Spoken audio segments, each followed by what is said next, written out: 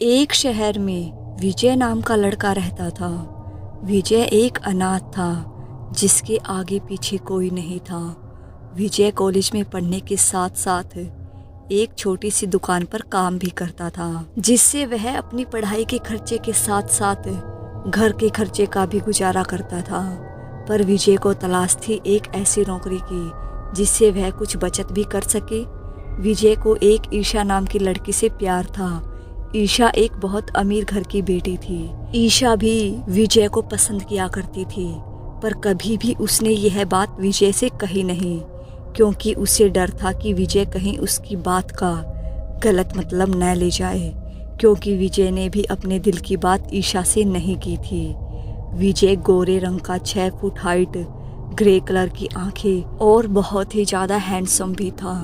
पर गरीब होने की वजह से विजय हमेशा सादा रहा करता था।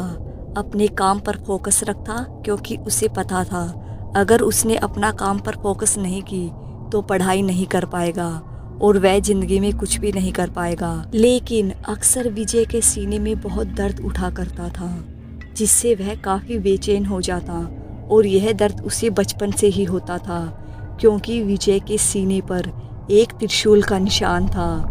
पर विजय को समझ नहीं आता कि आखिर यह निशान उसके सीने पर आया कैसे, क्योंकि उसने कोई टैटू भी नहीं गुदवाया था। तो फिर आखिर इस त्रिशूल का क्या रहस्य था और क्यों इसमें इतना दर्द उठता था, जिसके कारण विजय बेचैन हो जाता था। विजय कॉलेज में बैठकर पढ़ाई कर रहा था, तभी वहाँ पर उसका दोस्त मयंक आ गया। मयंक ने जब विजय को पढ़ता हुआ देखा तो कहा, क्या यार, जब देख पढ़ाई पढ़ाई में लगा रहता है, कभी मेरे साथ मौज मस्ती भी कर लिया कर। पूरी ज़िंदगी तो मौज मस्ती में ही निकल गई है, और वैसे भी तुझे पता है मेरा फोकस अभी किस चीज़ पर है। हाँ, मुझे पता है, तू बहुत ही पढ़ाकू है। तुझे एक अच्छी नौकरी चाहिए जिसे तू अपना बैकअप मजबूत बना सके। पर यार, इतना सीरियस होना भी ज़रूरी नहीं है कि तू सब कुछ भूल जाए और सिर्फ पढ़ाई में ही लगा रहे। फिर विजय कहता है कि मुझे पता है कि तेरे लिए ये सब कहना आसान है, क्योंकि तेरे ऊपर तेरे माँ बाप का हाथ है। मेरे आगे पीछे कोई नहीं है जो मुझसे ऐसा कह सके। यह सुनकर मयंक चुप हो गया, क्योंकि उसे पता था विजय अक्सर इस बात से दुखी रहता था कि उसके माता पिता बचपन में ही गुजर गए थे, पर उनके साथ क्या हुआ था, आखिर उनकी मौत कैसे हुई थी, विजय को ये नहीं पता। और इस बात का पता लगाना चाहता था विजय, पर अभी वह सिर्फ अपनी पढ़ाई पर ध्यान दे रहा था। इस पर मयंक ने बात बदलते हुए कहा, वैसे आज तूने ईशा को देखा? आज वह पिंक कलर की ड्रेस पहनकर आई थी और काफ़ी हॉट भी लग रही थी। इस बात पर विजय ने कहा, वैसे तू ज़्यादा ही ईशा पर नज़र नहीं रख रहा है। तेरी पिंकी का क्या हुआ? अगर पिंकी को पता लग गया तो वह तेरा बैंगन का भरता बना देगी। फिर मयंक कहता है, अरे यार, क्या तू पिंकी का नाम ले लेता है? वह तो मेरे पीछे ऐसे पड़ गई है जैसे पता नहीं कौन से जन्म का बदला ले रही है, जबकि मुझे पिंकी बिल्कुल पसंद नहीं। ये बात सुनकर विजय ने जवाब दिया, ऐसी बात नहीं है, पिंकी बहुत ही अच्छी लड़की है। वह तुझे बहुत प्यार करती है, और अगर तूने उसे अपनाया नहीं तो वह जान भी दे सकती है। इस पर मयंक ने फिर से कहा, हाँ यार, यह तो मुझे भी पता है, इसलिए तो मैं उससे कुछ कह नहीं पा रहा हूँ। अभी वह दोनों आपस में बातें कर ही रहे थे कि तभी वहाँ पर पिंकी आ गई। पिंकी को देखकर मयंक शांत हो गया। इस पर पिंकी ने कहा, क्या बातें हो रही थी, मुझे देखकर शांत क्यों हो गए? अरे पिंकी, हम तुम्हारी ही बातें कर रहे थे, विजय ने पिंकी की तरफ देखकर कहा। फिर पिंकी ने पूछा, अच्छा क्या बातें कर रहे थे? वैसे तुम लोगों को पता है हमारे कॉलेज का टूर जाने वाला है। क्या टूर? कहाँ पर? मुझे नहीं पता, विजय ने हैरानी से पूछा, क्योंकि उसे टूर के बारे में नहीं पता था। फिर पिंकी ने कहा, सुना जा रहा है कि रामगढ़ गांव में जाएगा, क्योंकि वहाँ पर बहुत सारी रहस्यमयी चीज़ें हैं। मैं तो इस टूर के लिए काफ़ी एक्साइटेड हूँ। क्यों मयंक, तू चलेगा ना? मेरा जाने का तो मन है नहीं, पर अगर विजय जाएगा तो ही जाऊँगा। रामगढ़ का नाम सुनकर विजय के दिमाग में बहुत सारे सवाल चलने लगे, क्योंकि उसके माता पिता की मौत भी रामगढ़ में ही हुई थी, और उसे इस बात का पता भी लगाना था। तो उसने अपने आप से मन में कहा, यही सही मौका है, मुझे यह मौका गंवाना नहीं चाहिए। और उसने पिंकी की तरफ देखकर कहा, हाँ हाँ, अगर टूर जाएगा तो मैं ज़रूर जाऊंगा। यह सुनकर मयंक बहुत खुश हो गया और बोला, तू कैसे जाने के लिए तैयार हो गया? तू तो कहीं जाता ही नहीं था। बस ऐसे ही जाने के लिए तैयार हो गया, क्योंकि तूने ही तो कहा कि अगर मैं जाऊंगा तो ही तू जाएगा, और मैं नहीं चाहता हूँ कि इतने अच्छे टूर को ख़राब किया जाए। यह सुनकर मयंक बहुत खुश हो गया और वह विजय के गले लग गया। यह देखकर पिंकी भी काफ़ी ज़्यादा खुश हुई।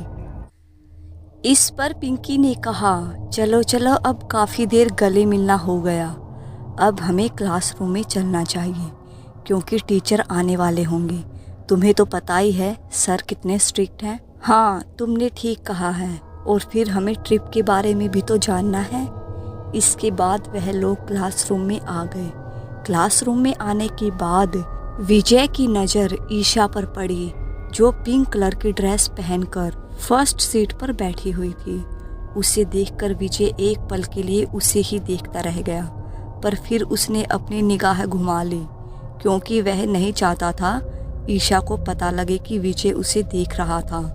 तभी क्लास में टीचर आ गए और उन्होंने कहा, जिन बच्चों को ट्रिप पे जाना है वह लोग 3000 जमा करें, क्योंकि ट्रिप की फीस 3000 लग रही है। यह सुनकर सभी बच्चे बहुत खुश हो गए, पर विजय का मन उदास हो गया, क्योंकि 3000 उसके बजट के बाहर थे। वह फीस ही जैसे तैसे भर पा रहा था। विजय को उदास देखकर मयंक ने कहा, क्या हुआ, तू उदास क्यों हो गया? फिर विजय ने कहा कि कुछ नहीं यार, मुझे पता है तू क्यों उदास हो गया। ट्रिप की फीस की वजह से ना चिंता क्यों कर रहा है? मैं हूँ तो। नहीं नहीं, ऐसी बात नहीं है। इसके बाद क्लासरूम ख़त्म हुआ और फिर विजय कॉलेज से निकल गया। कॉलेज से आने के बाद उसने खाना खाया और फिर कपड़े पहनकर वह दुकान पर आ गया, क्योंकि वह एक बड़ी किराना की दुकान पर काम किया करता था। दुकान पर आने पर दुकान के मालिक अरुण ने उससे कहा, आज लेट कैसे हो गया? कितनी बार कहा है टाइम पर आया करो। भैया कॉलेज से लेट आया था, इसलिए आपको तो पता ही है मैं कॉलेज जाता हूँ।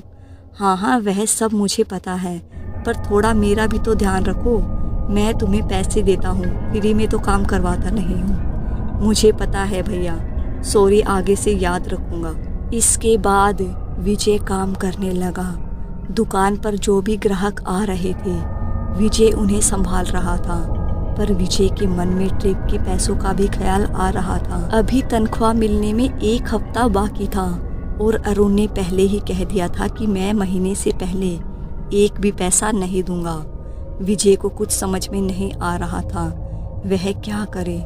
विजय को इस तरह परेशान देखकर अरुण ने कहा, क्या हुआ, तू परेशान क्यों लग रहा है? कॉलेज में किसी ने कुछ कहा क्या? नहीं नहीं भैया, ऐसी कोई बात नहीं है। तो फिर क्या बात है, मुझे बता, शायद मैं तेरी मदद कर सकूं, अरुण ने पूछा। फिर विजय ने अरुण को कहा, बात यह है, कॉलेज ट्रिप जा रहा है तो मैं सोच रहा हूं कि मैं भी चला जाऊं, क्योंकि आपको तो पता ही है मैं कहीं आता जाता तो हूं नहीं, तो इसी बहाने घूम लूँगा। फिर अरुण ने कहा, तो चला जाना, छुट्टी चाहिए क्या? छुट्टी तो चाहिए ही थी, पर मुझे। हाँ हाँ बोलना, और तुझे क्या चाहिए? पर विजय की हिम्मत ही नहीं हो रही थी कि वह बोल पाए। इस पर अरुण समझ गया कि विजय को पैसे चाहिए और उसने कहा, तुझे पैसे चाहिए तो सीधे सीधे कह नहीं सकता है? फिर विजय ने कहा, पर भैया आपने तो मना किया था कि आप महीने से पहले नहीं दोगे। फिर अरुण ने कहा कि हाँ हाँ मुझे पता है, मैंने मना किया था, पर तुझे मेरी दुकान पर काम करते हुए बहुत समय हो गया है। मुझे पता है कि तू एक अच्छा लड़का है। ठीक है, कितने पैसे चाहिए? अभी बस 3000 ही चाहिए भैया। ठीक है, कल आकर ले जाना। यह सुनकर विजय बहुत ज़्यादा खुश हो गया। उसके बाद वह आराम से काम करने लगा। उस दिन उसका यूं ही बीत गया।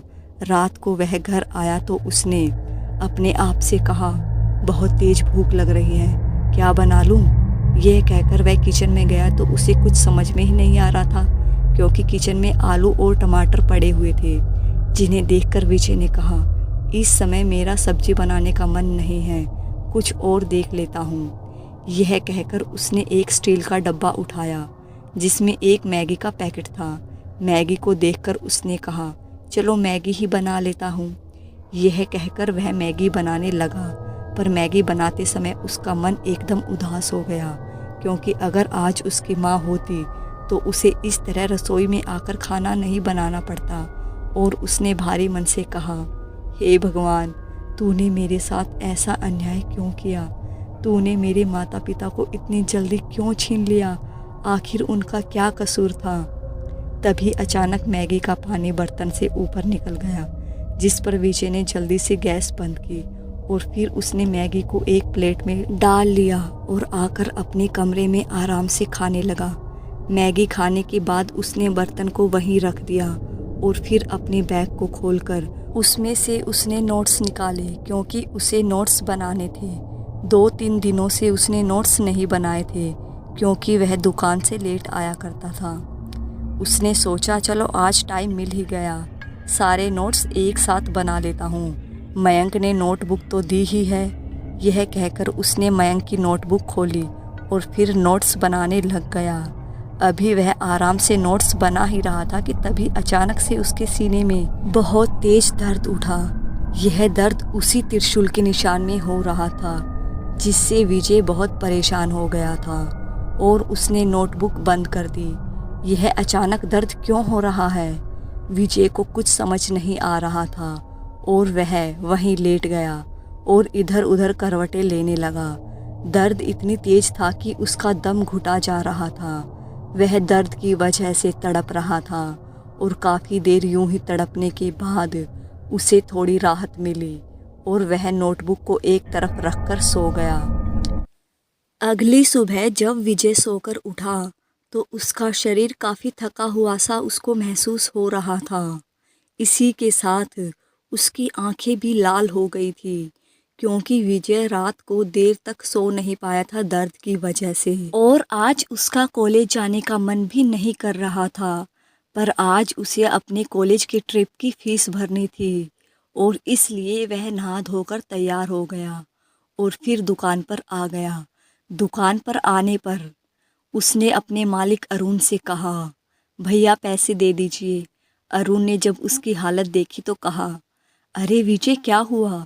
तुझे देखकर ऐसा लग रहा है कि रात भर तू सोया ना हो। हाँ भैया, रात भर सो नहीं पाया, क्योंकि सीने में दर्द होता रहा पूरी रात। तूने मुझे कई बार बताया है कि तेरे सीने में दर्द होता है, तू किसी अच्छे डॉक्टर को क्यों नहीं दिखा लेता? अरुण ने कहा। फिर विजय ने कहा कि भैया, अगर दिखाने वाली चीज़ होती तो दिखाई जा सकती है। मुझे खुद समझ नहीं आता कि आखिर यह सब होता क्यों है।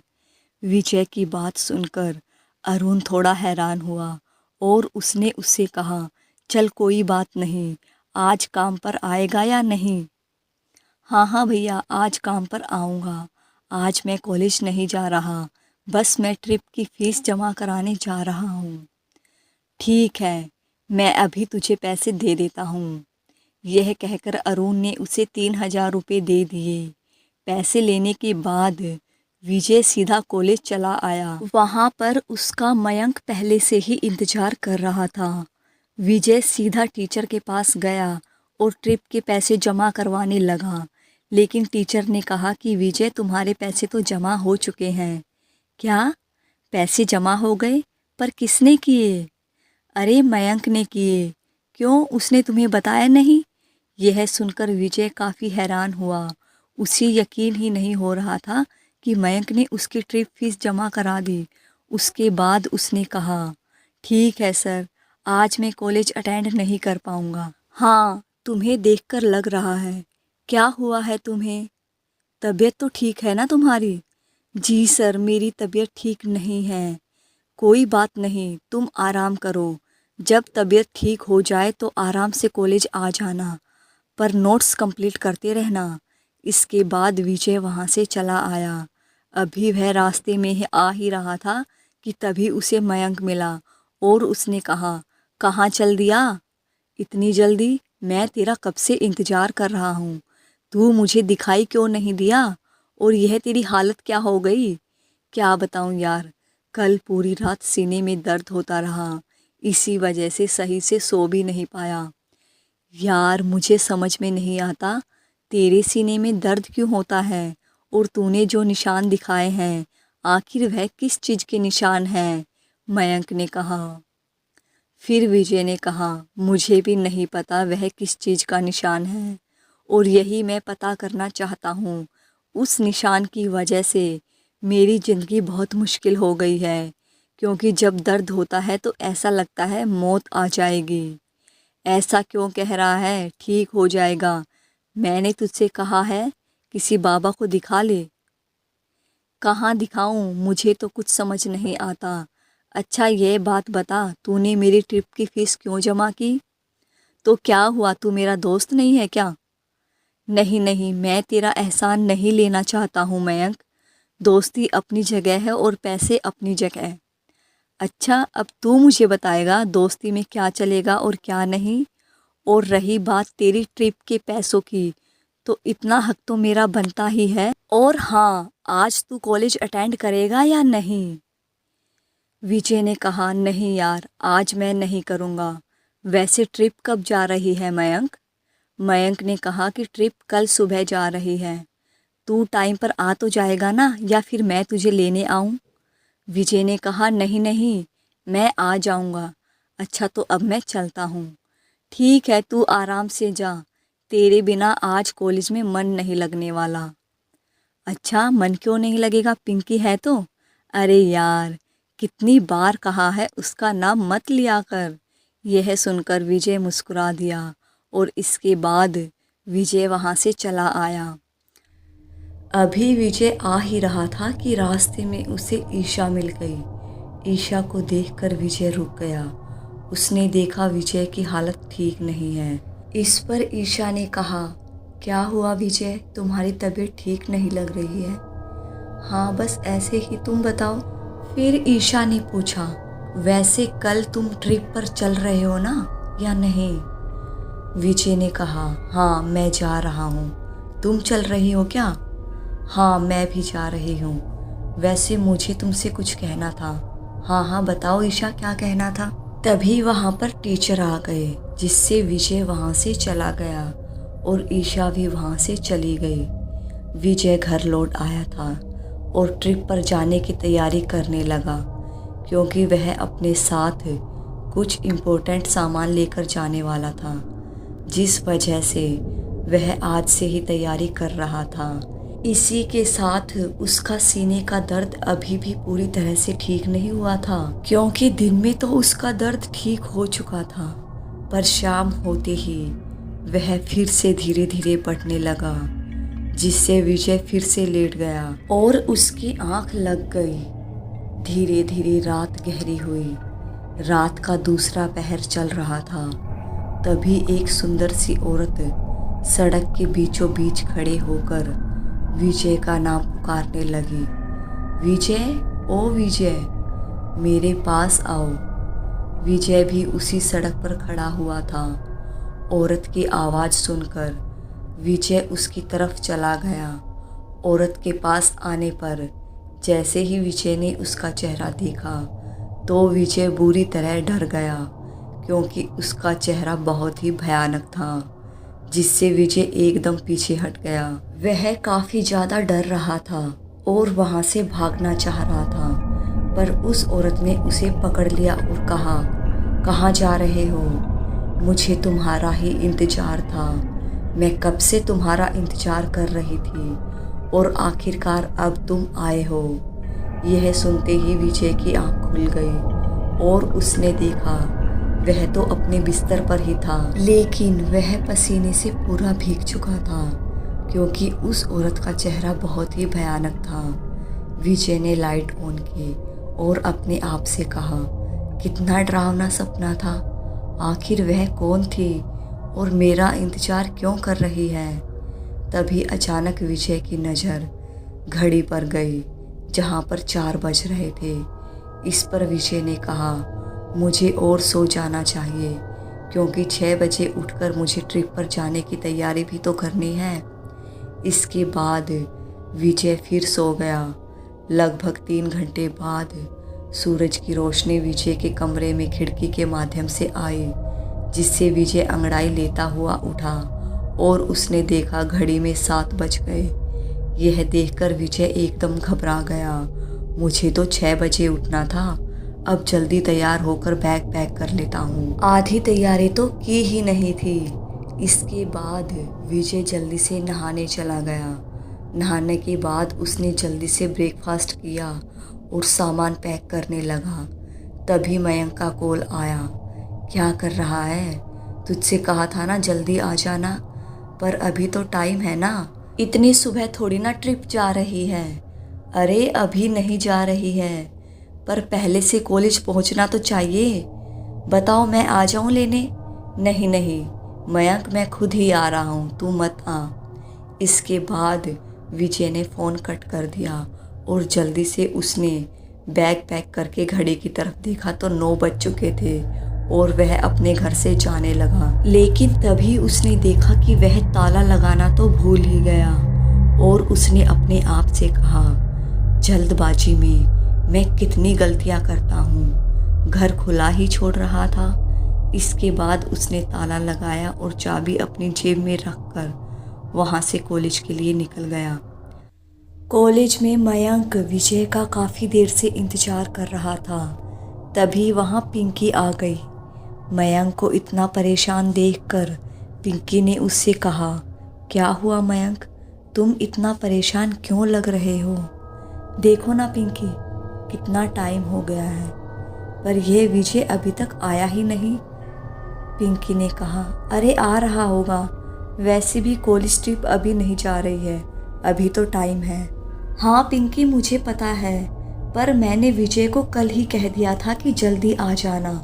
मैंने कहा भी मैं लेने आ जाऊं, पर उसने मना कर दिया। पता नहीं इसके दिमाग में क्या चलता रहता है।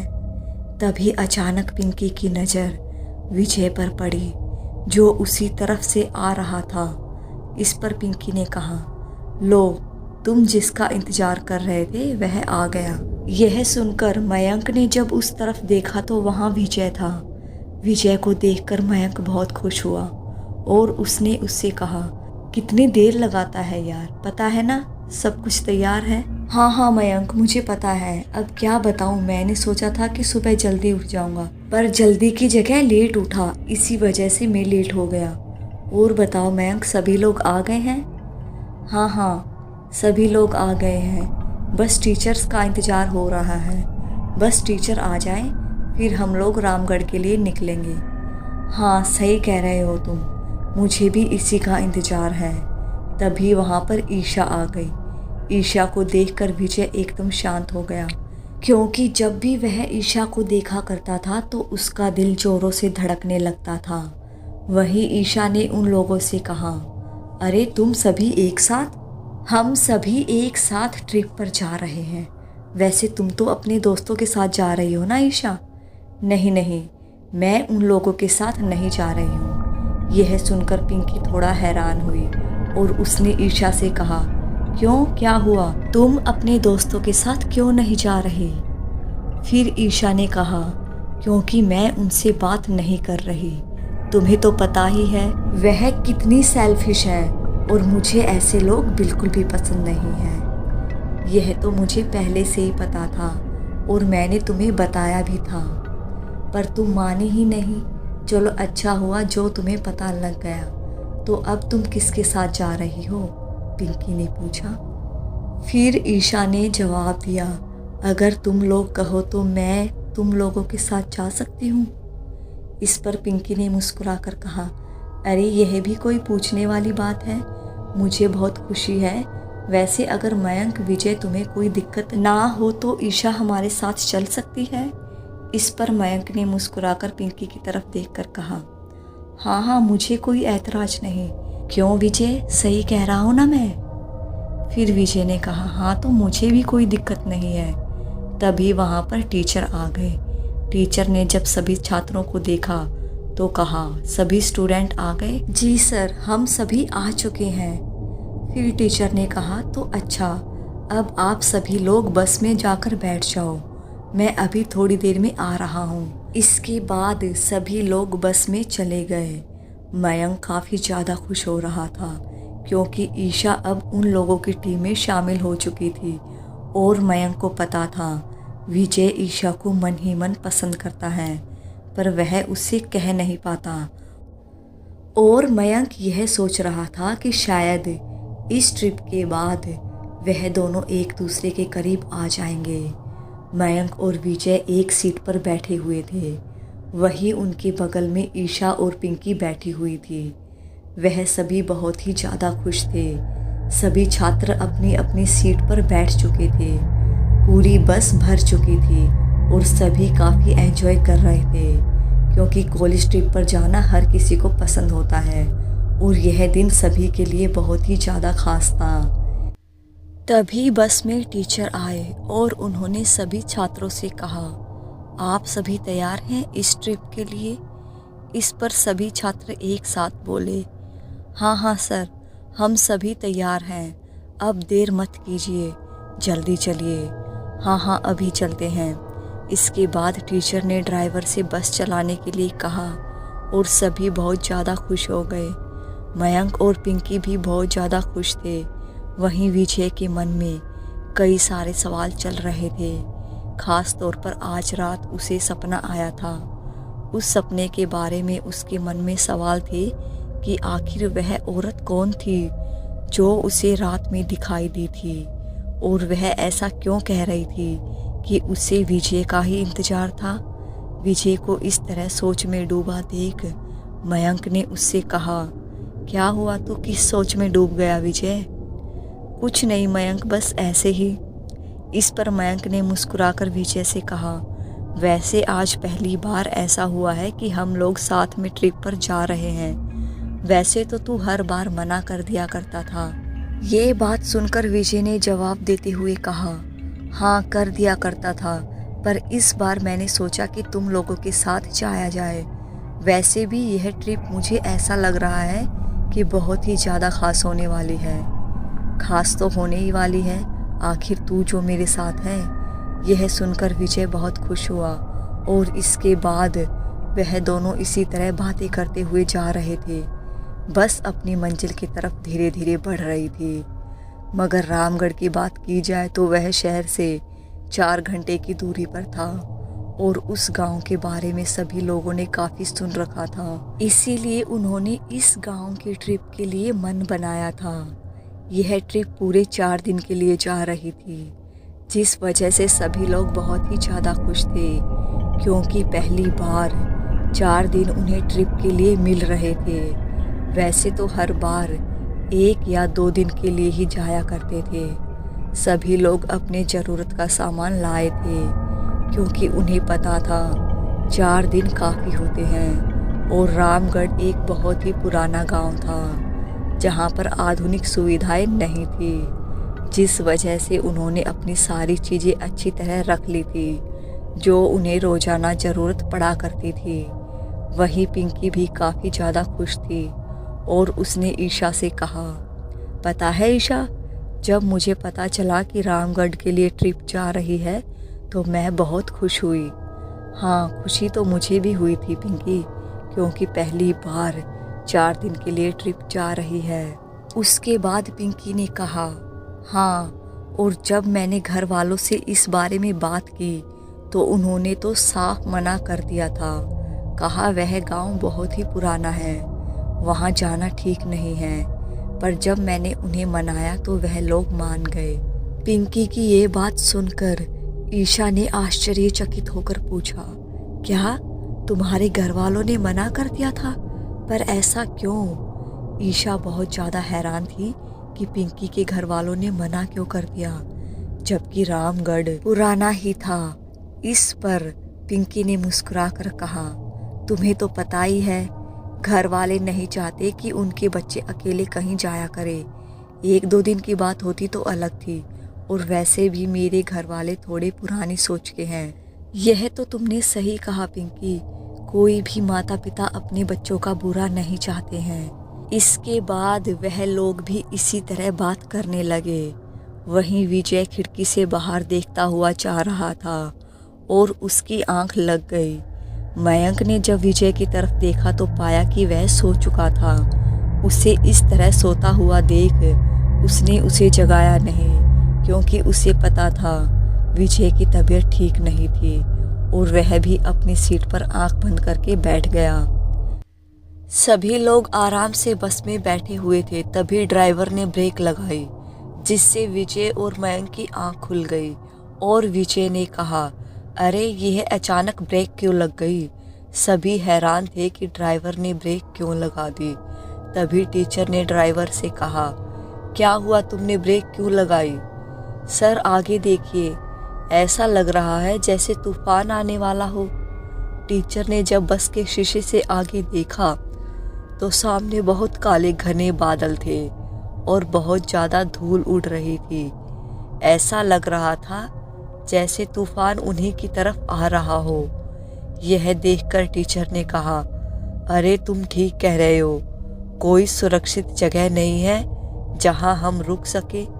वैसे गांव कितनी दूरी पर है, पर अभी तो चले हुए हमें 2 ही घंटे हुए हैं, अभी 2 घंटे बाकी हैं। अरे यह क्या मुसीबत है, अच्छे खासे जा रहे थे, जब निकले थे तब तो मौसम अच्छा था, अचानक तूफान कैसे आ गया। इस पर ड्राइवर ने परेशान होकर कहा, यह तो मुझे भी समझ नहीं आ रहा, क्या करूं, साइड में बस खड़ी कर दूं, तूफान को निकल जाने दो। हाँ, तुम साइड में बस लगा दो, क्योंकि मैं नहीं चाहता कि हम लोग किसी मुसीबत में फंसे। यह सुनकर ड्राइवर ने बस को साइड में खड़ा कर लिया, क्योंकि तूफान बहुत ही तेज था। अगर इसी तूफान में बस को ले जाया जाता तो उनका एक्सीडेंट भी हो सकता था या फिर कुछ भी हो सकता था। विजय भी काफ़ी हैरान था कि अचानक तूफान कैसे आ गया। सभी काफ़ी ज़्यादा परेशान थे। तभी मयंक ने कहा, अरे यार यह क्या मुसीबत है, यह तूफान कैसे आ गया। मयंक की इस बात का विजय ने जवाब देते हुए कहा, मुझे नहीं पता, अब आ ही गया है तो इसे निकल जाने दो। वैसे भी मौसम है, मौसम का कुछ कहा नहीं जा सकता है। यह सुनकर मयंक ने विजय की तरफ देखकर कहा, यह तो तुमने ठीक कहा, चलो देखते हैं कितनी देर में मौसम साफ होता है। पर सबसे बड़ी बात पता है क्या थी, यह जो तूफान आया हुआ था, ये तूफान बस उनकी बस से थोड़ी ही दूरी पर आया हुआ था, यानी कि बस के आसपास मौसम बिल्कुल साफ था। यह देखकर टीचर और ड्राइवर, बाकी छात्र भी काफ़ी ज़्यादा हैरान थे, क्योंकि उन्हें तो लग रहा था तूफान उन्हीं की तरफ आ रहा है, पर तूफान तो बस एक जगह पर ही रुका हुआ था। यह देखकर ड्राइवर ने कहा, बड़ी हैरानी वाली बात है, ऐसा तूफान तो पहली बार देख रहा हूँ। यह तो एक ही जगह पर रुका हुआ है। हाँ, तुम ठीक कह रहे हो ड्राइवर, हैरानी वाली बात तो है, पर क्या कर सकते हैं, जब तक यह थमता नहीं है तब तक हमें यहीं रुकना पड़ेगा। लगभग 1 घंटे तक वह लोग वहीं पर रुके रहे। इसके बाद धीरे धीरे वहाँ की धूल साफ हुई और वहाँ के बादल भी साफ हो गए। जब पूरी तरह से आसमान साफ हो गया और सामने का रास्ता दिखाई देने लग गया तो ड्राइवर ने कहा, अब बस को चला दिया जाए। इस पर टीचर ने कहा, हाँ बस चलाओ, वैसे भी देर हो चुकी है, अभी तक तो हम लोग रामगढ़ पहुंच चुके होते। हाँ सही कह रहे हैं सर, पर क्या कर सकते हैं, जो कुछ भी होता है अच्छे के लिए ही होता है। इसके बाद ड्राइवर ने बस को चला दिया, जिससे सभी लोग बहुत ज़्यादा खुश हुए। पर बस के चलते ही विजय को अजीब सी बेचैनी होने लगी, क्योंकि जैसे जैसे रामगढ़ गांव नज़दीक आने लगा था, विजय को अजीब सी बेचैनी सताने लगी थी। पता नहीं उसे ऐसा महसूस हो रहा था जैसे वहाँ कुछ बुरा होने वाला था। विजय परेशान होने लगा। विजय ने जब खिड़की से बाहर देखा तो बाहर उसे अंधेरा सा दिखाई दे रहा था। यह देखकर वह हैरान हुआ और उसने मयंक से कहा, यह बाहर अंधेरा सा क्यों है? इस पर मयंक ने कहा, ये तू क्या कह रहा है विजय, मौसम तो बिल्कुल साफ है। अरे नहीं, देख तो मयंक खिड़की के बाहर। विजय की बात सुनकर मयंक ने जब खिड़की से बाहर देखा तो मौसम बिल्कुल साफ था। यह देखकर मयंक ने कहा, अरे बाहर का मौसम बिल्कुल साफ है, तुझे कोई भ्रम हुआ होगा। यह सुनकर विजय काफी हैरान हुआ और जब उसने दोबारा देखा तो मौसम बिल्कुल साफ था। यह देखकर वह हैरान था कि आखिर ये सब हो क्या रहा था। विजय का मन अभी भी अशांत था। उसे कुछ समझ ही नहीं आ रहा था कि आखिर ये सब उसके साथ क्या हो रहा है। वही जब मयंक ने उसे इतना परेशान देखा तो कहा, क्या बात है विजय, तू इतना परेशान क्यों लग रहा है? कभी कभार भ्रम हो जाते हैं, ऐसी बात नहीं है यार, पर मेरे साथ ऐसा कभी नहीं हुआ है। इस पर मयंक ने मुस्कुराकर कहा, लगता है आज पहली बार इतनी लंबी यात्रा कर रहा है, इसलिए। वैसे भी तू कहीं आता जाता तो है नहीं। हाँ, यह भी हो सकता है मयंक। इसके बाद वह लोग बातचीत कर रहे थे, बस धीरे धीरे अपनी मंजिल की तरफ बढ़ रही थी। अब रामगढ़ गांव थोड़ी ही दूरी पर था, जिससे सभी बच्चे काफ़ी खुश थे क्योंकि रामगढ़ उनकी मंजिल थी। टीचर ने सभी बच्चों से कहा, अब सभी बच्चे तैयार हो जाएं, क्योंकि हमें जिस चीज़ का इंतज़ार था वह आने वाला है। हम लोग रामगढ़ पहुंचने वाले हैं। इस पर एक छात्र मन्नू ने खुश होकर कहा, क्या आप सच कह रहे हैं सर? वैसे मैं तो पहली बार गांव जा रहा हूँ। तभी पीछे से रोहित ने हंसकर कहा, हाँ तो हम कौन सा रोजाना जाते हैं। यह सुनकर सभी छात्र हंसने लगे। वहीं पिंकी और ईशा भी काफ़ी ज़्यादा खुश थे कि अब गांव आने वाला ही है, पर गांव के करीब आने से विजय की बेचैनी बढ़ती ही जा रही थी। साथ ही उसके सीने में बना त्रिशूल भी अब दर्द करने लगा था।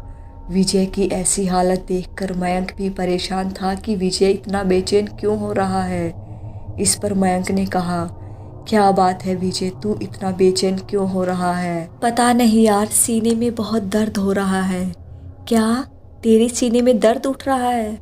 अब थोड़ी देर की बात ही है, हम लोग गांव पहुंचने ही वाले हैं। तो हिम्मत रख, वहां पहुंचकर तुझे किसी अच्छे वैद्य से दिखा देंगे। वैसे भी मैंने सुना है गांव में बहुत अच्छे अच्छे वैद्य हुआ करते हैं। यह तो तू ठीक कह रहा है मयंक। लगभग आधे घंटे की यात्रा के बाद बस रुकी। बस के रुकते ही सभी काफ़ी खुश हो गए। वहीं टीचर ने कहा, अब एक एक करके सभी उतर आइए, हम लोग रामगढ़ गांव पहुंच चुके हैं। रामगढ़ गांव के बाहर एक बहुत बड़ा बोर्ड लगा था, जिस पर रामगढ़ गांव लिखा हुआ था। वह लोग गांव के बाहर बनी धर्मशाला में रुके हुए थे। सभी एक एक करके उतरने लगते हैं। अब विजय की बारी आई। विजय जैसे ही जमीन पर पैर रखता है, वैसे ही बहुत तेज धूल उसका स्वागत करती है, जिससे विजय थोड़ा हैरान हुआ। और अब उसके सीने का दर्द भी शांत हो चुका था, जिससे विजय को थोड़ी राहत मिली। और फिर वह सभी धर्मशाला के अंदर आ गए। धर्मशाला में एक रूम के अंदर 4 लोग रुके हुए थे, जिसमें विजय, मयंक, मन्नू और रोहित थे। वहीं लड़कियां एक रूम में रुकी हुई थी। सभी लोगों ने अपना सामान रख लिया। इस पर मयंक ने विजय की तरफ देखकर कहा, अब तेरी तबीयत कैसी है? दर्द तो नहीं हो रहा? फिर विजय ने कहा, नहीं यार, दर्द तो बिल्कुल बंद हो गया। ऐसा लग रहा है जैसे दर्द था ही नहीं। बड़ी अजीब बात है, समझ नहीं आता कि आखिर तेरे सीने में इतना दर्द क्यों होता है। पता नहीं यार, चलो अब हम लोग बाहर चलते हैं, क्योंकि टीचर ने कहा था सामान रखने के बाद हमें हॉल में आना है। इस पर मयंक ने मुस्कुराकर कहा, हाँ तुम सही कह रहे हो। इसके बाद सभी छात्र धर्मशाला में बने हॉल में आ गए, क्योंकि टीचर ने सभी को वहीं पर बुलाया था। टीचर पहले से ही वहाँ पर मौजूद थे। टीचर ने जब सभी बच्चों को देखा तो उनसे कहा, आपका स्वागत है रामगढ़ में। यहाँ आकर आप लोगों को कैसा लग रहा है? सर मुझे तो बहुत अच्छा लग रहा है। वैसे अब हम लोग गांव घूमने कब जाएंगे? आप लोग थोड़ी देर आराम कर लीजिए, इसके बाद हम लोग शाम के समय गांव घूमने जाएंगे। वैसे भी अभी 3 बजे हैं, अभी दोपहर है। इस पर रोहित ने मुस्कुराकर कहा, ठीक है सर। इसके बाद सभी छात्र अपने कमरे में आ गए। वहीं ईशा और पिंकी भी काफ़ी ज़्यादा खुश थी। पिंकी ने मुस्कुराकर कहा, मुझे तो यकीन ही नहीं हो रहा कि मैं गांव में आ गई हूँ। यह गांव कितना अच्छा लग रहा है। वैसे भी अभी हम लोग गांव के बाहर हैं, जब गांव के अंदर जाएंगे तब पता लगेगा। वैसे मैंने सुना है गांव में बहुत हरियाली होती है। इस पर ईशा ने कहा, हाँ सुना तो मैंने भी है। हम लोग यहाँ पर बहुत सारे फ़ोटो क्लिक करेंगे और फिर मैं घर जाकर अपने मॉम डैड को दिखाऊंगी। इसके बाद वह लोग काफ़ी देर तक बातें करते रहे। 1 घंटा कब बीत गया पता ही नहीं लगा। 1 घंटे बाद टीचर ने सभी को बुलाया और फिर सभी लोग गांव घूमने के लिए पैदल ही निकल गए।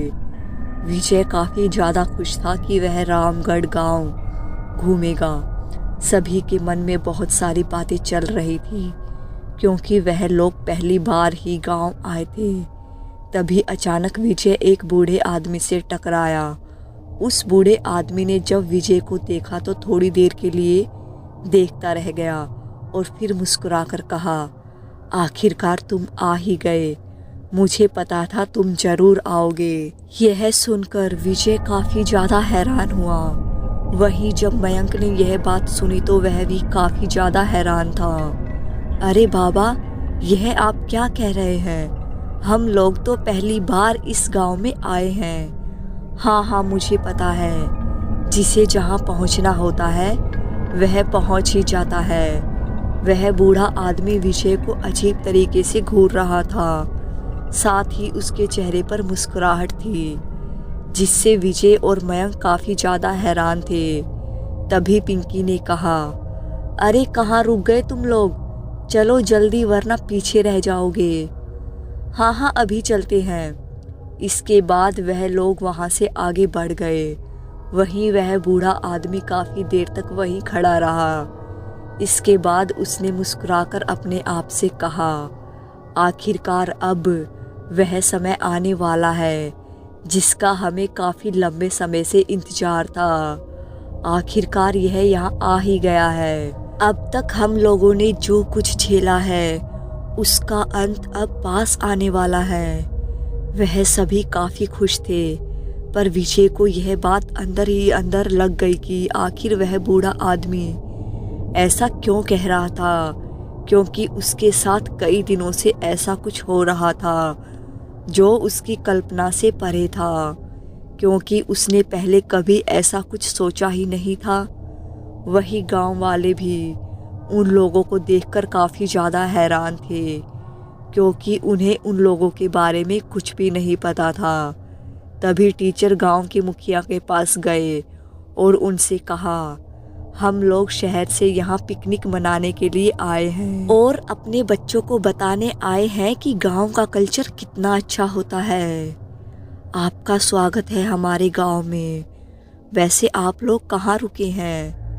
हम लोग गांव के बाहर धर्मशाला में रुके हैं। तभी अचानक मुखिया की नज़र विजय के चेहरे पर जाकर रुक जाती है और वह उसे अजीब तरीके से घूरने लगता है, जिससे विजय भी थोड़ा हैरान हुआ। विजय ने जब मुखिया को अपनी तरफ इस तरह घूरता हुआ पाया तो उसे काफ़ी अजीब लगा, क्योंकि पहले वह बूढ़ा आदमी उसे इसी तरह घूर रहा था। इस पर मुखिया ने टीचर से मुस्कुराकर कहा, आप लोग यहाँ पर कितने दिनों के लिए आए हैं? इस पर टीचर ने मुस्कुराकर जवाब दिया, अरे हम बस 4 दिन के लिए यहाँ रुकेंगे। 4 दिन बाद हम यहाँ से वापस चले जाएंगे, क्योंकि फिर इन लोगों के पेपर शुरू होने वाले हैं। बस 4 दिन के लिए? मैंने सोचा था आप यहाँ ज़्यादा दिनों के लिए आए होंगे। अरे नहीं नहीं, यह सब छात्र हैं तो उनके पास इतना टाइम नहीं है कि यहाँ ज़्यादा दिनों के लिए आ पाए। यह सुनकर मुखिया ने विजय की तरफ मुस्कुराकर कहा, चलो अच्छी बात है, वैसे यहाँ आकर अच्छा तो लग रहा है ना? हाँ हाँ क्यों नहीं, बहुत अच्छा लग रहा है। इसके बाद टीचर वहाँ से चले आते हैं क्योंकि उन्हें बच्चों को गांव भी घुमाना था। उन सभी के जाने के बाद मुखिया थोड़ा परेशान हुआ। ऐसा लग रहा था जैसे वह चाह रहा था यह लोग यहाँ पर ज़्यादा दिन रुके। 4 दिन की बात सुनकर वह थोड़ा हैरान था। यह लोग बस इतने दिनों के लिए कैसे आ सकते हैं? इतने वर्षों बाद तो यह यहाँ आया है और बस 4 दिन के लिए। 4 दिन में क्या होने वाला है? मैं इसे अब इस तरह नहीं जाने दूंगा। आखिर मुखिया विजय के बारे में ऐसा क्यों कह रहा था? क्या रहस्य था विजय का जिससे विजय खुद ही अनजान था? इसके बाद वह स्टूडेंट गांव घूमने के लिए निकल गए। उन्हें हरे भरे खेत मिले जिन्हें देखकर पिंकी उन्हीं में खो गई और बोली, अरे वाह, यहाँ देखो कितने हरे भरे खेत हैं। इस पर ईशा ने मुस्कुराकर कहा, हाँ तुम ठीक कह रही हो, चलो मेरी एक फ़ोटो क्लिक करो ना। अच्छा ईशा, मैंने तुम्हें खेत दिखाया और तुम खुद की फ़ोटो क्लिक कर रही हो, मेरी नहीं क्लिक करोगी क्या? अरे तुम्हारी मैं बाद में करूँगी, पहले तुम मेरी करो ना। यह सुनकर पिंकी ईशा की फ़ोटो क्लिक करने लगती है। वहीं मयंक भी हरियाली को देखकर काफ़ी खुश हो रहा था, पर विजय का दिमाग अभी वहीं पर था कि सभी आखिर उसे इस तरह क्यों देख रहे थे। वहीं विजय को इस तरह खोया देखकर मयंक ने उसे धक्का देते हुए कहा, अरे यार कहाँ खो गया? जब देखो तब तू खोया ही रहता है। देख यहाँ पर कितनी हरियाली है, तुझसे मज़ा नहीं लिया जा रहा है? तभी वहाँ पर रोहित आ गया और उसने मयंक के गले में हाथ डालकर कहा, सही कह रहा है, मैंने वैसे विजय को अक्सर खामोश ही देखा है। ऐसा लगता है जैसे यह बहुत ही अकड़ू है। इस पर मयंक ने मुस्कुराकर कहा, अरे ऐसी बात नहीं है, पता नहीं इसे कौन सी बात खाई जा रही है। तुम लोग सच में इतने अनजान हो। तुमने देखा नहीं वह बूढ़ा आदमी मुझे किस तरह घूर रहा था, और वह मुखिया भी। विजय ने परेशान होकर उन दोनों की तरफ देखकर कहा। विजय की बात सुनकर मयंक ने कहा, अरे यार रहने देना, तू अभी भी वही उलझा हुआ है। यह गांव के लोग हैं, शहर के लोगों को देखकर इनका रिएक्ट ऐसा ही होता है। नहीं, ऐसी बात नहीं है। उन्होंने तुम्हें देखकर कुछ रिएक्ट क्यों नहीं किया, मुझे ही देखकर क्यों किया? तभी वहां पर फिर से वही बूढ़ा आदमी आ गया जो विजय को देखकर मुस्कुरा रहा था। उसे देखकर विजय से रहा नहीं गया और वह उसी बूढ़े के पास पहुंच गया। बूढ़े आदमी के पास आने पर विजय हैरानी से उसे देखने लगता है। वहीं वह बूढ़ा आदमी मुस्कुरा रहा था और उसने विजय से कहा, क्या पूछना चाहते हो मुझसे जो तुम मेरे पास आ गए? यह सुनकर विजय हैरान रह गया क्योंकि उसे नहीं पता था बूढ़ा आदमी पहले ही भाप चुका था। और उसने कहा, आपको कैसे पता मैं आपसे कुछ पूछने आया था? तुम्हारे चेहरे से साफ पता लग रहा है तुम मुझसे कुछ पूछने आए हो। जब आपको पता ही है कि मैं आपसे कुछ पूछने आया हूँ तो आपको यह भी पता होगा कि मैं आपसे क्या पूछने आया हूँ। आखिर आप लोग मुझे इस तरह से क्यों देख रहे हो? विजय ने उस बूढ़े आदमी से पूछा, क्या तुम सच में नहीं जानते हो कि हम लोग तुम्हें इस तरह क्यों देख रहे हैं? इस पर विजय ने परेशान होकर कहा, नहीं, अगर पता होता तो मैं आपसे नहीं पूछता। क्या रहस्य है? कोई ना कोई बात जरूर है जो आप लोग मुझसे छुपा रहे हैं।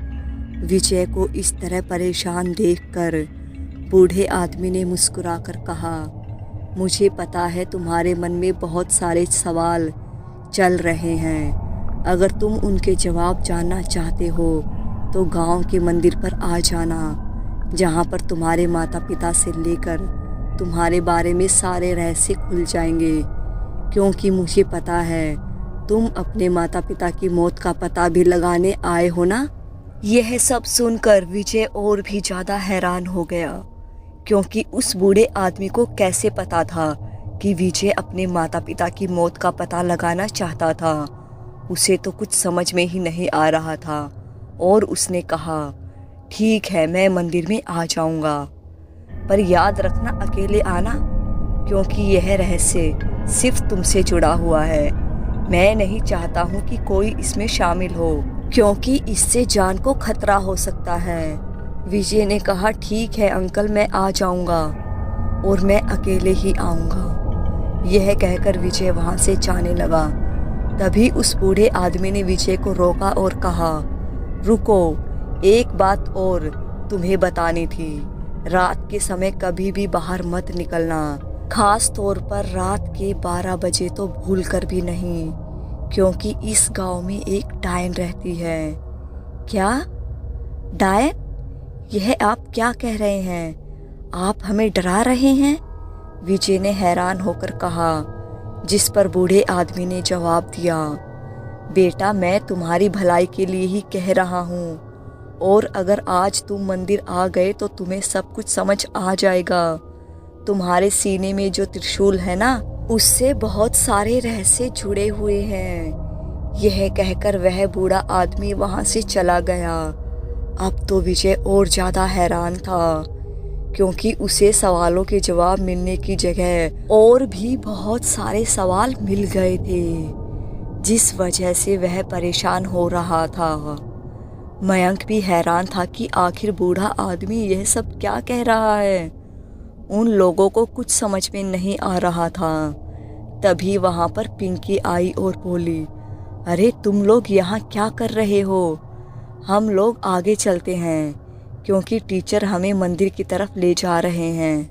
मंदिर की बात सुनकर विजय ने एकदम से कहा, ठीक है, चलो हम सभी मंदिर की तरफ चलते हैं। इसके बाद वह सभी मंदिर की तरफ आ जाते हैं। जैसे ही वह सभी मंदिर की तरफ आए, विजय ने मंदिर की सीढ़ी पर पैर रखा। तभी बहुत तेज धूल विजय के सामने आ गई और उसके सामने से आकर गुजर गई। इसके बाद वह सभी एक एक करके मंदिर में चले गए। पुजारी की नजर जैसे ही विजय पर पड़ी, वह हाथ में थाल पकड़े हुए था। उसके हाथ से थाल गिर पड़ा और वह भागकर विजय के पास आया और बोला, तुम आ गए? तुम्हें पता है ना, हम लोगों को तुम्हारा कब से इंतजार था। विजय ने एकदम से पुजारी को अलग करते हुए कहा, मुझे नहीं पता आप लोग क्या कह रहे हैं, पर आखिर यह सब चल क्या रहा है? बेटा, सब कुछ पता लग जाएगा। तुम्हें बूढ़े बाबा तो मिले होंगे ना? हाँ, मुझे एक बूढ़ा आदमी मिला था। तो उन्होंने तुम्हें कुछ बताया नहीं? हाँ, उन्होंने मुझे मंदिर में मिलने के लिए बुलाया है। इस पर पंडित ने गहरी सांस लेते हुए कहा, चलो यह तो बहुत अच्छी बात है। तुम थोड़ी देर में मंदिर आ जाना, या फिर तुम यहीं रुको, इन लोगों को जाने दो। यह सुनकर मयंक भी हैरान हुआ और उसने कहा, नहीं, हम अपने दोस्त को अकेला नहीं छोड़ेंगे। नहीं, मैं नहीं चाहता हूँ कि तुम लोग मेरी वजह से किसी मुसीबत में फंसो। विजय ने मयंक को समझाने की कोशिश की। अरे यार, कैसी बात कर रहा है विजय, हम सभी यहाँ साथ आए हैं, हम तुझे इस तरह से नहीं छोड़ सकते हैं। तभी पंडित ने उन लोगों से कहा, बेटा बात मान जाओ, इसे यहीं रहने दो, यह बात हम लोगों की ज़िंदगी से जुड़ी हुई है। पंडित को इस तरह परेशान देखकर वह लोग उसकी बात मान गए। इस पर मयंक ने कहा, जल्दी आ जाना, वरना मैं तुझे लेने आ जाऊंगा। विजय ने कहा, तू चिंता मत कर, मैं जल्दी ही आ जाऊंगा। इसके बाद वह सभी वहाँ से चले गए। वहीं ईशा काफ़ी हैरान थी कि आखिर विजय अकेला मंदिर में क्यों रुक गया। धर्मशाला में आने के बाद ईशा ने पिंकी से कहा, विजय अकेला मंदिर में क्यों रुक गया? मुझे नहीं पता वह क्यों रुका है, जरूर मयंक को पता होगा ईशा। चलो तो फिर हम लोग मयंक से ही पूछते हैं, क्योंकि वह तो यहाँ पर किसी को जानता भी नहीं है। तो यूं अचानक उसका अकेले मंदिर में रुकना मुझे कुछ सही नहीं लग रहा, ईशा ने परेशान होकर कहा।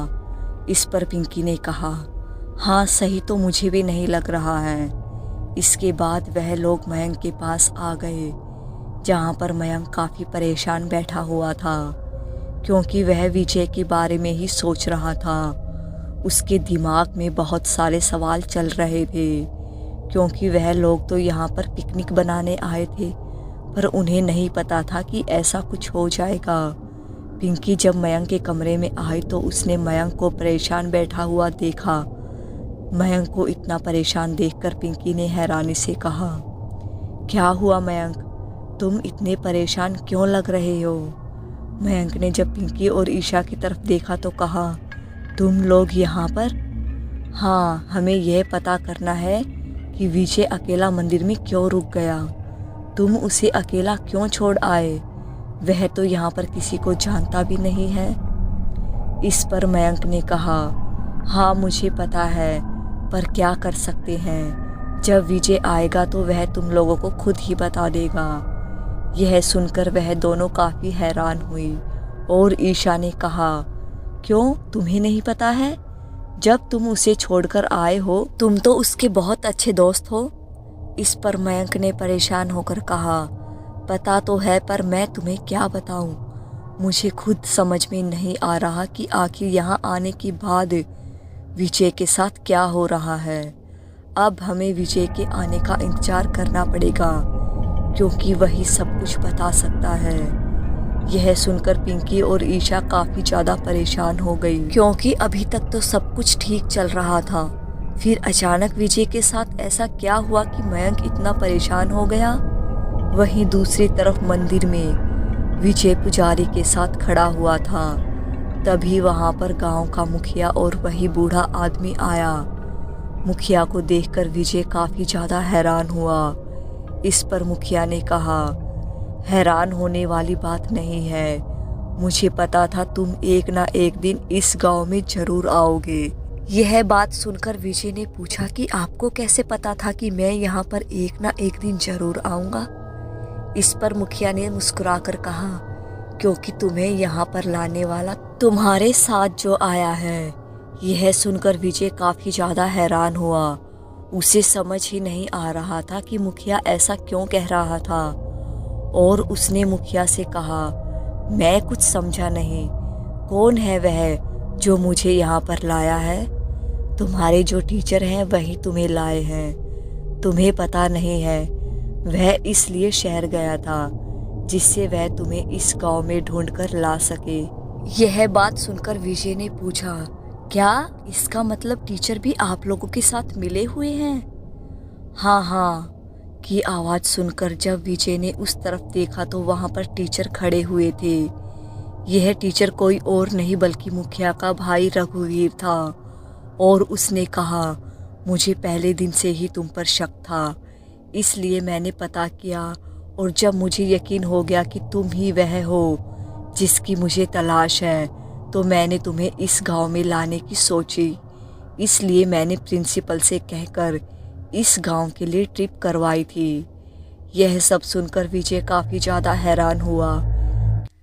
यह सब सुनकर विजय ने हैरानी से कहा, अगर आप लोगों ने इतना सब किया है तो कोई ना कोई वजह तो होगी ही।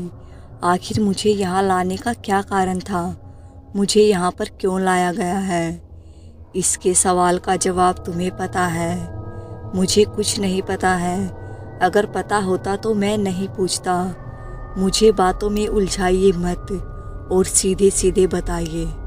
तभी पंडित मंदिर की मूर्ति के पीछे गया और वहाँ पर जाकर उसने वहाँ पर एक छोटी सी खिड़की खोली और वहाँ से कुछ निकाल कर लाया। उसके हाथ में एक पुराना पन्ना था और उसने उस पन्ने को लाकर विजय को पकड़ा दिया और कहा, इस पन्ने को खोलकर देखो, तुम्हें पता लग जाएगा। क्या क्या है इस पन्ने में? विजय ने पन्ने को देखकर हैरान होकर पूछा। पहले खोलकर तो देखो।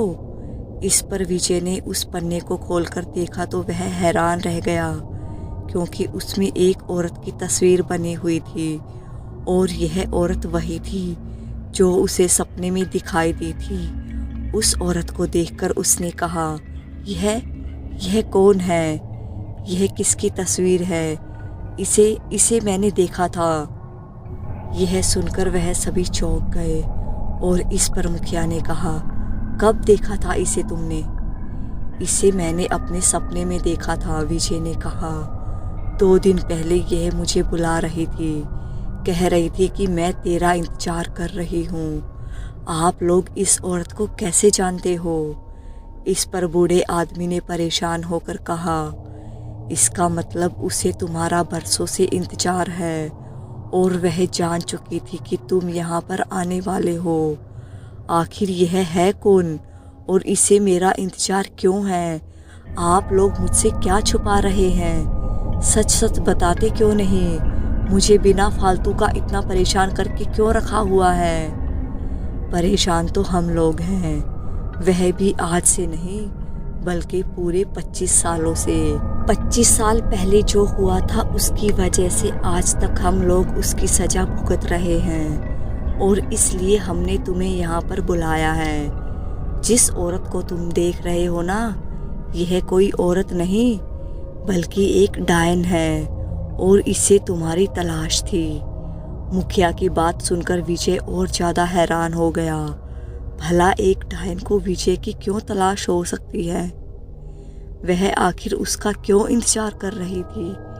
इस पर मुखिया ने कहा, मुझे पता है तुम्हारे मन में यही सवाल होगा कि डायन आखिर तुम्हारा इंतजार क्यों कर रही है। इसका भी एक रहस्य है। तुम्हारे सीने पर कोई त्रिशूल बना हुआ है? हाँ, मेरे सीने पर एक त्रिशूल है, पर आपको कैसे पता? विजय ने पूछा।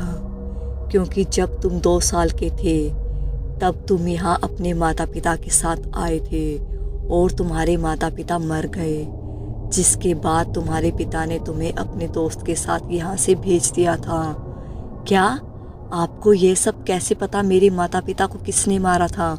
मुझे पता करना है। इस पर पंडित ने विजय से कहा, सब कुछ पता लग जाएगा और वैसे भी जिन्होंने तुम्हारे माता पिता को मारा है वह कोई साधारण नहीं है। तुम्हारे माता पिता ने तुम्हारी जान बचाने के लिए अपनी बलि दी थी और अब तुम हम लोगों की जान बचाओगे। जब तक आप मुझे बताएंगे नहीं मेरे माता पिता को किसने मारा, मैं कुछ नहीं करने वाला। समझे आप लोग?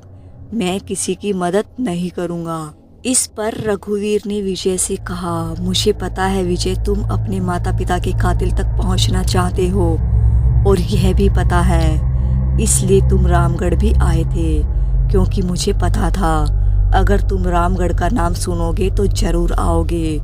तुम्हारे माता पिता को किसी और ने नहीं बल्कि उसी डायन ने मारा है। यह सुनकर विजय हैरान रह गया, क्योंकि वह तो सोच रहा था उसके माता पिता का हत्यारा कोई इंसान होगा, पर यहाँ पर तो उसके माता पिता का हत्यारा एक डायन निकली। आखिर अब विजय डायन से कैसे बदला लेगा, क्योंकि डायन तो विजय का इंतजार काफ़ी लंबे समय से कर रही थी। इस पर विजय ने कहा, आप लोगों को डायन के बारे में इतना सब कैसे पता है? आखिर वह कहाँ रहती है? वह इसी गांव में रहती है। रात हो जाने के बाद वह इस गांव में घूमने लगती है और रोजाना एक लोगों की बलि लेती है और अगर किसी दिन उसे बलि न दी जाए तो वह पूरे गांव को ही मार डालती है। वह बहुत ही खतरनाक है, इसलिए मैंने तुमसे कहा था रात होने के बाद तुम घर से बाहर मत निकलना, खास तौर पर 12 बजे के बाद, क्योंकि 12 के बाद उसकी शक्तियाँ बढ़ जाती है और वैसे भी उसे अब तक पता लग चुका होगा तुम यहाँ पहुँच चुके हो, तो वह तुम तक पहुँचने की पूरी कोशिश करेगी। पर तुम्हें सावधान रहना है, क्योंकि वह बहुत ही खतरनाक है और किसी का भी रूप ले सकती है। पर मैं कैसे जानूँगा कि वह मेरे आसपास है? मैंने तो उसे देखा ही नहीं है, विजय ने पूछा। इस पर बूढ़े आदमी ने कहा, मुझे पता है, इसलिए पंडित जी तुम्हें सुरक्षा कवच देंगे जिसे तुम गले में धारण करना होगा। जिसके बाद डायन तुम्हारे आसपास भी नहीं आएगी। यह कहकर उस बूढ़े आदमी ने पंडित को इशारा किया और पंडित शिवजी की मूर्ति से एक रक्षा कवच उतार कर लाए और उसने विजय के गले में पहना दिया और कहा, इसे हमेशा अपने पास रखना, क्योंकि जब तक यह तुम्हारे पास है डायन तुम्हारा कुछ नहीं कर पाएगी। और इस पूर्णिमा को हम तुम्हारे सीने से त्रिशूल को भी निकालेंगे, क्योंकि यह त्रिशूल तुम्हारी शक्ति है, इसी से डायन का खात्मा होगा। यह सुनकर विजय लगभग पागल ही हो चुका था, क्योंकि वह यहाँ पर जो पता करने आया था उसे वह तो पता लगा, पर इसी के साथ उसे वह भी पता लगा जिसके बारे में उसने कभी कल्पना भी नहीं की थी। इसके बाद विजय ने कहा, अच्छा तो अब मैं चलता हूँ, काफ़ी देर हो गई है, मेरे दोस्त परेशान हो रहे होंगे। हाँ जाओ, पर सावधान रहना। इसके बाद विजय मंदिर से चला आया। विजय के जाने के बाद रघुवीर ने अपने भाई मुखिया से कहा, क्या हम विजय पर विश्वास कर सकते हैं? मुझे नहीं लगता, क्योंकि वह डायन के सामने टिक पाएगा। इस पर मुखिया ने रघुवीर की तरफ देखकर कहा, ऐसी बात नहीं है, हमें किसी को कम नहीं समझना चाहिए, और वैसे भी उसके पास जो शक्ति है वह डायन को आराम से मार सकती है। यह तो तुम्हें पता है ना, वह डायन कितनी खतरनाक है, उसे मारने के लिए हमारे पास कोई हथियार नहीं है। हाँ मुखिया जी, बिल्कुल सही कह रहे हैं, और वैसे भी उसकी आंखों में मैंने अपने माता पिता के लिए प्रतिशोध देखा है, वह उस डायन से बदला जरूर लेगा। इसके बाद वह सभी लोग वहां से चले आए। वहीं दूसरी तरफ विजय धर्मशाला आ गया। विजय को देखकर मयंक ने उससे कहा, तुम आ गए, इतनी देर कैसे लग गई? मैं आने ही वाला था, क्या हुआ, तुम कुछ परेशान लग रहे हो? पर विजय ने कुछ नहीं कहा और वह सीधा जाकर बेड पर बैठ गया। उसे इस तरह देखकर मयंक को कुछ समझ नहीं आ रहा था। उसने विजय से फिर कहा, क्या हुआ विजय, तुम कुछ बोल क्यों नहीं रहे हो? तुम इतने परेशान क्यों हो? क्या हुआ मंदिर में? बताओ मुझे जानना है।